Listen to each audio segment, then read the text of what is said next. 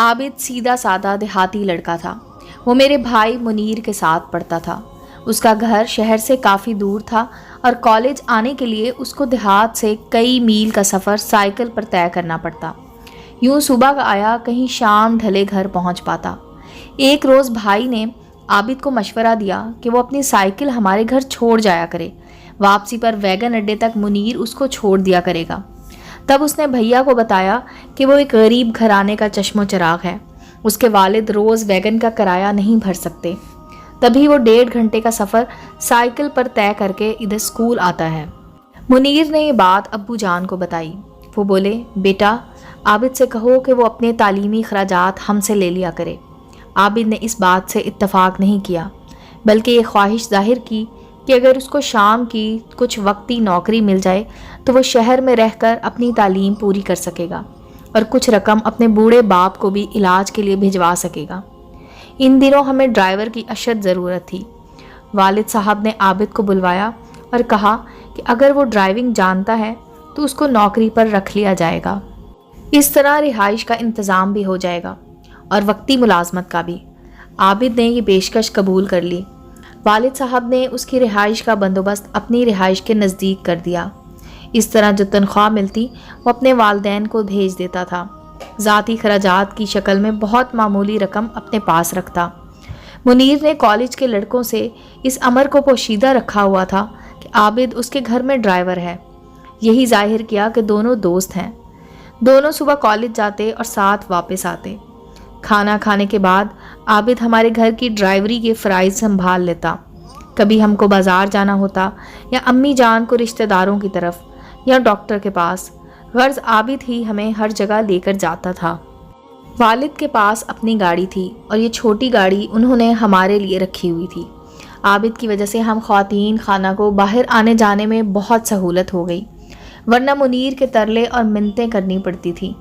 اس کا موڈ ہوتا تو لے جاتا، ورنہ کہہ دیتا کہ مجھے پڑھائی کرنا ہے، ٹیکسی پر جہاں جانا ہے چلی جاؤ۔ عابد کے وقتی ڈرائیور ہو جانے سے ہم بہنیں اور امی بہت خوش تھیں۔ اب تو آنے جانے گھومنے پھرنے کی آرام دہ سہولت میسر آ گئی تھی۔ تبھی ہم سبھی اس کا خیال رکھتے، ناشتہ اور کھانا وقت پر دے دیا جاتا، یہاں تک کہ امی اس کے کپڑے بھی ملازمہ سے دھلوا کر رکھتی تھیں۔ عابد میں ایک گن بہت اچھا تھا کہ وہ ایماندار تھا، اور دوسری خوبی یہ تھی کہ اپنی حد پہچانتا تھا۔ انگلی دو پہنچا پکڑ لے ایسی بات اس میں نہیں تھی۔ بے شک والد صاحب نے اس کو گھر کے ایک فرد جیسا سمجھا، لیکن وہ خود کو اسی مقام پر ہی رکھتا تھا کہ جس پر وہ تھا۔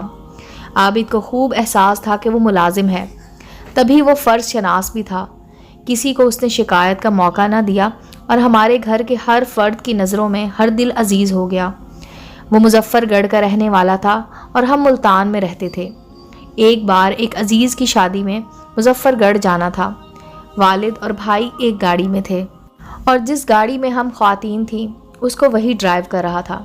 راستے میں امی نے سوال کیا، عابد تمہارا گھر بھی تو مظفر گڑھ میں ہے، کبھی ہم کو اپنے گھر لے چلو، تمہاری والدہ سے ملاقات ہو جائے گی۔ اماں جی ضرور چلیے گا، میری ماں آپ سے مل کر بہت خوش ہوں گی۔ اس روز ہم نہ جا سکے۔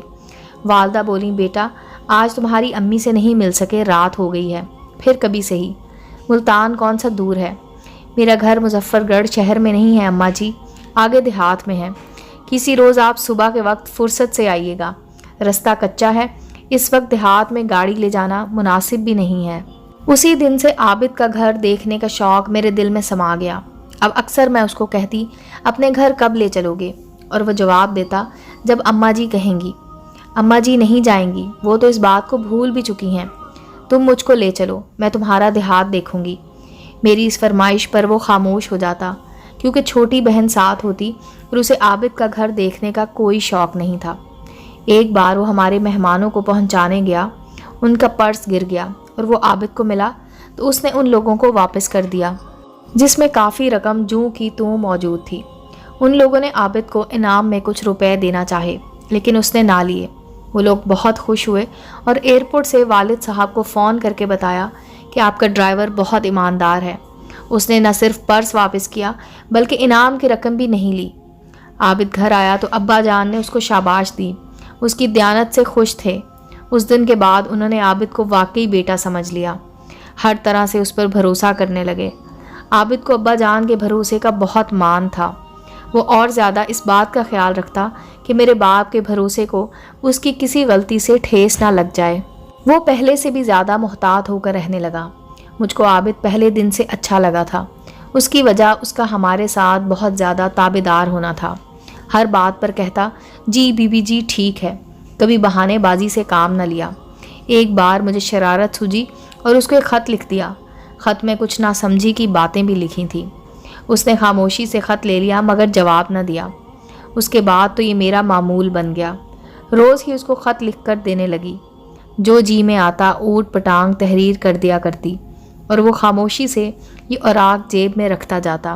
میں میٹرک کی طالبہ تھی، چھوٹی بہن 9ویں کی۔ وہ ساتھ ہوتی۔ عابد کسی بات کا جواب نہ دیتا۔ گاڑی میں تمام رستہ خاموش رہنا پڑتا۔ اس کی اسی خاموشی سے زچ آ کر میں نے اسے کاغذ پر باتیں لکھ کر دینا شروع کی۔ ایک روز میں نے غصے میں اس کو لکھ دیا کہ عابد تم میری کسی بات کا جواب نہیں دیتے، اس لیے میں اب تمہاری جھوٹی شکایت ابا سے کروں گی۔ اس نے میری اس دھمکی کا بھی کوئی جواب نہ دیا۔ انہی دنوں اس کی والدہ کی طبیعت بہت خراب ہو گئی۔ اس نے امی سے کہا کہ وہ گاؤں جانا چاہتا ہے تاکہ ماں کو دیکھ سکے۔ امی نے اجازت دے دی۔ کہا اگر میری طبیعت اچھی ہوتی میں بھی ان کی عیادت کو چلتی، لیکن اب میں نہیں جا سکتی۔ اس پر میں بولی امی جان، بھائی منیر اور میں کیوں نہ عابد کے گھر چلے جائیں، ان کی امی کو بھی دیکھ لیں گے، ہماری گاڑی ہوگی، ہو سکتا ہے کہ ان کو علاج کے لیے شہر لانے کی ضرورت ہو۔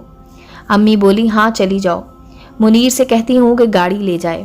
چھوٹی بہن نے میرے ساتھ جانے سے انکار کیا تو امی نے اماں کو ساتھ بھیج دیا۔ میں اس روز بہت خوش تھی کہ عابد کا گاؤں دیکھنے جا رہی تھی۔ گاڑی میں ہم آدھے گھنٹے میں وہاں پہنچ گئے۔ میں نے عابد کی ماں کو تصور سے بھی بڑھ کر خوش اخلاق پایا۔ وہ ہم سے مل کر بہت خوش تھیں۔ کہتی تھی بیٹی تم نے یہاں آ کر ہم غریبوں کی شان بڑھائی ہے۔ غرض ان لوگوں نے اپنی حیثیت سے بڑھ کر خاطر مدارت کی۔ ان کا بس چلتا تو تخت طاؤس ہی لا کر ہمارے بیٹھنے کو فرش کر دیتے۔ عابد کے والد کی تھوڑی سی زمین تھی جس کی کاشت پر ان کا گزارا تھا۔ مکان کچا پکا سا بنا ہوا تھا۔ سب سے الگ تھلگ بنے ہوئے اس گھر میں نیم کے درخت تلے کچھ دیر میں عابد کی بہنوں سے باتیں کرتی رہی۔ ادھر ہی عابد کا کمرہ بنا تھا جس کے آگے برآمدہ نہیں تھا، لیکن پہلو میں ایک کنواں بنا ہوا تھا۔ عابد نے منیر بھائی کو منا لیا کہ آج رات رہ جائیں، صبح تک ماں جی کی طبیعت سنبھلی رہی تو ان کو شہر نہ لے جائیں گے اور ہم سب ملتان واپس ہو لیں گے۔ پھر اس رات بہت جلد ٹھنڈی ہوا میں سبھی کو نیند آ گئی، مگر میں جاگ رہی تھی۔ کوئی آدھی رات کا وقت ہوگا، ہر کسی کو سوتا پا کر دبے قدموں اٹھی، صحن میں آئی، قدم خود بخود عابد کے کمرے کی جانب اٹھنے لگے۔ چھوٹے سے باغ کو پار کیا تو وہ اپنے کمرے کے باہر کھلے آسمان تلے چارپائی پر لیٹا نظر آیا۔ تبھی میرے قدموں کی آہٹ پر وہ اٹھ بیٹھا، گویا کہ وہ بھی ابھی تک جاگ رہا تھا۔ کیا اس کو میرے آنے کا انتظار تھا؟ کیا اس کی چھٹی حس کہہ رہی تھی کہ میں آؤں گی؟ اس کے کوٹھڑی نما کمرے میں دیا جل رہا تھا۔ مجھے آتا دیکھ کر وہ کمرے میں چلا گیا۔ میں بھی اس کے پیچھے چلی گئی۔ کونے میں ایک میز کرسی پڑی تھی جس پر کتابیں اور کاپیاں رکھی ہوئی تھیں۔ دیوار کے تاکچے میں دیا روشن تھا۔ یہ روشنی پیلی اور مدھم تھی۔ مجھ کو اپنے عقب میں دیکھ کر وہ گھبرایا۔ اس وقت تم ادھر کیوں آ گئی ہو؟ تمہارے دیدار کے لیے، میں نے شرارت سے کہا، مگر دیدار کے لیے وقت مناسب نہیں ہے۔ اس سے پہلے کہ میں کچھ کہتی وہ بولا، دیکھو تانیہ، تم روز ہی اپنے گھر پر میرا دیدار کر لیتی ہو، پھر یہاں آنے اور رسواں ہونے کا سامان کیوں کیا؟ تم سے کچھ ضروری بات کہنی تھی۔ تمام باتیں لکھتی ہیں اور کیا باتیں باقی رہ گئی ہیں؟ تانیہ تم نے مجھے اتنے طویل خط لکھے ہیں اور ایسی باتیں ان میں لکھتی ہیں کہ کسی کو علم ہو جاتا تو میں شرم کے مارے مر ہی جاتا۔ مجھ کو اب تک موقع نہ ملا کہ تم سے بات کروں۔ اگر تمہارے والد یا منیر کو علم ہو جائے میں تو زندہ ہی مر جاؤں گا، جو مجھ پر اس قدر بھروسہ کرتے ہیں۔ سوچو تو ان کو کتنا صدمہ ہوگا۔ تم کو ان کی عزت کی پرواہ نہ سہی، مجھ کو تو اپنے محسنوں کی پرواہ ہے۔ ہاتھ جوڑ کر کہتا ہوں تانیہ، مجھ کو یہ روز روز کے دفتر بے معنی لکھنا بند کر دو۔ اب آئندہ ایسی غلطی کبھی نہ کرنا۔ میں نے بات کو مذاق کا رنگ دینا چاہا تو سچ مچ رو پڑا۔ میں اسے یوں روتے دیکھ کر حیران رہ گئی۔ اس کے آنسوؤں نے دل پر ایسا اثر کیا جیسے مقدس کلمات کے سننے سے انسان پر ہوتا ہے۔ اس نے لکڑی کے صندوق کا تالا کھولا اور اس میں سے میرے لکھے ہوئے خطوط کا بنڈل نکال کر کہا، چلو میرے ساتھ باہر اور ان کو اپنے ہاتھوں سے کنویں میں پھینک دو۔ میں تمہارے خطوط صرف اس لیے لے لیتا تھا کہ کہیں کوئی دیکھ نہ لے۔ ڈر تھا مجھے کہ مجھ سے مایوس ہو کر کہیں تم کسی غلط قسم کے شخص کو اپنی توجہ کا مرکز نہ بنا لو۔ اور بھلا تم نے کیا سوچ کر مجھ دیہاتی پر بھروسہ کیا؟ میں نے تم کو شہری سمجھا اور نہ دیہاتی، امیر سمجھا اور نہ غریب۔ میں نے تم پر ایک اچھا انسان سمجھ کر بھروسہ کیا ہے۔ میں نے خط کنویں میں پھینکے۔ اس کے بعد عابد نے مجھے سمجھا بجھا کر واپس اس جانب بھیج دیا جہاں مہمانوں کے ٹھہرانے کا انتظام تھا۔ وہ خود کوٹھڑی میں چلا گیا۔ اس روز مجھے احساس ہوا کہ وہ کتنا سمجھدار اور باکردار ہے اور میں کتنی نادان بلکہ احمق لڑکی ہوں۔ وہ گھڑی بھی آ گئی جب لڑکیاں چھپ چھپ کر بزرگوں کی باتیں سنتی ہیں۔ میرے والدین میرے رشتے کی باتیں کرنے لگے تھے۔ پھر اندیکھی خواتین مجھے دیکھنے کو آنے لگیں۔ تبھی عابد کی جدائی کے خیال سے میں مرجھانے لگی۔ رفتہ رفتہ رنگ پیلا پڑنے لگا اور بیمار سی نظر آنے لگی۔ تو میرے والد کی جہاں دیدہ نگاہوں نے بھانپ لیا کہ مجھ کو کوئی روگ لگ چکا ہے جو دیمک کی طرح اندر ہی اندر کھائے جا رہا ہے۔ امی ان عورتوں کی دعوتیں کرنے میں لگی تھی اور ابا جان میری طرف سے گہری سوچ میں ڈوبے ہوئے تھے۔ میرا اپنی شادی کے نام پر یہ رد عمل ان کی نظر میں بالکل غیر متوقع تھا۔ ڈاکٹروں کو بھی دکھایا مگر جو میرا مرض تھا وہ کب ان کی سمجھ میں آنے والا تھا۔ اس مرض کو عابد کے سوا کوئی دوسرا نہیں جانتا تھا مگر اس کے لبوں پر تو تالے پڑے تھے۔ وہ اپنی عزت اور کم مائیگی کا احساس تھا۔ وہ آگے بڑھ کر اپنے محسنوں سے ایسی چیز مانگنے کا حوصلہ نہ رکھتا تھا جس کو حاصل کرنا اس معاشرے نے دشوار بنا دیا تھا، کیونکہ یہاں ایک مالدار آدمی کی بیٹی کا بیاہ کسی غریب دیہاتی کے ساتھ کسی اجنبے سے کم نہ تھا۔ سب ایک ہی بات کہتے کہ عابد کو ایسا سوچنے کی جرت ہی کیسے ہوئی۔ بالآخر امی کو ایک لڑکا پسند آ گیا اور منگنی کی تیاریاں شروع ہو گئیں۔ انہوں نے میری آرزو اور پسماندگی کو بھی نظر انداز کر دیا، یہ سوچ کر کہ شادی کے بعد تانیہ ٹھیک ہو جائے گی، مگر میرا مرض لا دوا تھا اور میں بیمار پڑ گئی۔ میری ایسی حالت دیکھی تو عابد نے حیرت انگیز طور پر ہمت کی اور امی جان سے کہا، آپ ابھی تانیہ کا رشتہ نہ کیجیے، پہلے اس کو ٹھیک ہو جانے دیجیے اور پھر اس کی مرضی معلوم کرنے کے بعد رشتہ طے کرنا، ورنہ آپ کو پچھتانا ہوگا۔ آپ ماں ہو کر بیٹی کا مزاج نہ سمجھ سکیں اور میں غیر ہو کر سمجھ گیا ہوں۔ والدہ نے خود مجھے عابد کی بات بتائی تو روتے روتے میری ہنسی نکل گئی، جیسے کسی نے میرے تن مردہ میں نئی روح پھونک دی ہو۔ کم از کم اتنے سنگین معاملے میں اس نے میری حمایت تو کی۔ اماں کو اشارہ تو کیا کہ پانی سر سے گزرنے کو ہے۔ ماں نے مجھ سے پوچھا، کیا تو شادی سے خوش نہیں ہے؟ نہیں ماں، مجھے مہلت چاہیے، مجھے پڑھنے دیں، کم از کم ایف اے تو کرنے دیں، ورنہ میں شادی کا بندھن نہ نبھا پاؤں گی، زبردستی نہ کریں۔ ٹھیک ہے میری بچی، میں تمہارے ابا سے بات کرتی ہوں۔ اماں نے ان عورتوں کو منع کر دیا اور مجھے کالج میں داخل کرا دیا۔ میں بھی چنگی بھلی ہو گئی، بستر مرگ سے اٹھ کر چلنے پھرنے اور چہکنے لگی۔ اب میں بات بات پر غیر ارادی طور پر ہنس دیتی تھی۔ آج میرے جہاں دیدہ والد کی نگاہیں میرے چہرے پر مذکور تھیں۔ عابد ان دنوں پہلے سے زیادہ خستہ حال نظر آنے لگا۔ اس کے والد وفات پا گئے اور ان کی تھوڑی سی زمین جو دریا کے پاس تھی زیر آب آ گئی۔ اب اس کو سخت ترین مالی مشکلات کا سامنا تھا۔ تبھی اس نے تعلیم چھوڑ دی اور واپس گاؤں چلا گیا۔ میری تمام امیدیں دم توڑ گئیں۔ میری امیدیں تو اسی کے ساتھ وابستہ تھیں۔ میں پھر سے اداس رہنے لگی، دل برداشتہ ہو گئی، کالج چھوڑ دیا اور پھر بیمار پڑ گئی تو والد صاحب کو میرے مرض کا بخوبی اندازہ ہو گیا۔ ابا جان نے پھر وہ فیصلہ کیا جس کا میں تصور بھی نہ کر سکتی تھی۔ انہوں نے عابد کی دریا برد زمین خرید لی، جس کو کوئی ایسے حالات میں خریدنے پر راضی نہ تھا، کیونکہ جو زمین دریا نگل لے کہ کبھی واپس نہ دے، یا پھر 10 برس بعد باہر نکال دے یا کہ 20 برس بعد، یہ دریا کی مرضی۔ عابد کو رقم کی اشد ضرورت تھی۔ وہ حیران تھا کہ ابا جی یہ گھاٹے کا سودا کیوں کر رہے تھے۔ تب اس کو میرے والد نے کہا، میں نے تم کو بیٹا بنایا ہے، منیر مزید تعلیم کے لیے ولایت جا رہا ہے اور تم میرے دوسرے بیٹے ہو۔ محض غربت کی وجہ سے تعلیم چھوڑ دی ہے۔ یہ تمہاری زمین میں نے تمہارے لیے خریدی ہے، رقم تم لو اور تعلیم پوری کر لو۔ غرض سمجھا بجھا کر ابا جان نے اس کو دوبارہ کالج بھیج دیا اور اس کی والدہ اور بہنوں کو بھی خرچہ بھجوانے لگے۔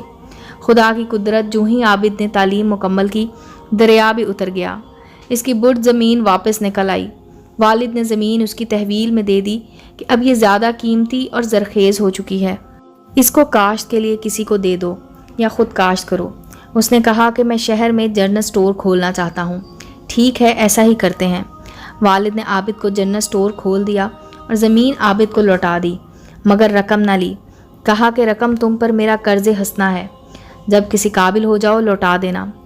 دراصل وہ اس ہیرے کو جانچ پرکھ چکے تھے۔ میں نے گریجویشن مکمل کر لیا۔ ادھر عابد نے اپنے جنرل اسٹور کو جما لیا اور خوب کمائی ہونے لگی۔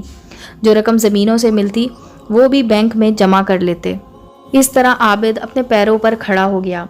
2 سال بعد بھائی منیر لوٹے تو عابد کے مالی حالات سدھر گئے تھے۔ وہ بہت خوش ہوئے۔ اب گھر میں پھر سے بچوں کی شادی کی باتیں چلیں۔ منیر نے کہا کہ پہلے تانیہ کی شادی ہوگی، پھر میری بات کرنا۔ امی بولیں بیٹیوں کے رشتے جلد نہیں ملتے، تم اپنی بات کرنے دو۔ بھائی نہ مانا۔ والد مگر طے کر چکے تھے کہ وہ مجھ کو محفوظ اور شریف شخص کے ہاتھوں میں سونپیں گے۔ جب رشتوں کی تلاش چلی، ابا نے واضح کر دیا کہ تانیہ کا رشتہ تلاش کرنے کی ضرورت نہیں ہے، رشتہ گھر میں موجود ہے اور میں اس کی شادی عابد سے طے کرنے کی سوچ چکا ہوں۔ تانیہ کو اعتراض نہ ہو تو کسی دوسرے کو اعتراض کرنے کی بھی ضرورت نہیں ہے۔ میرے تو دل کی مراد بر آئی تھی۔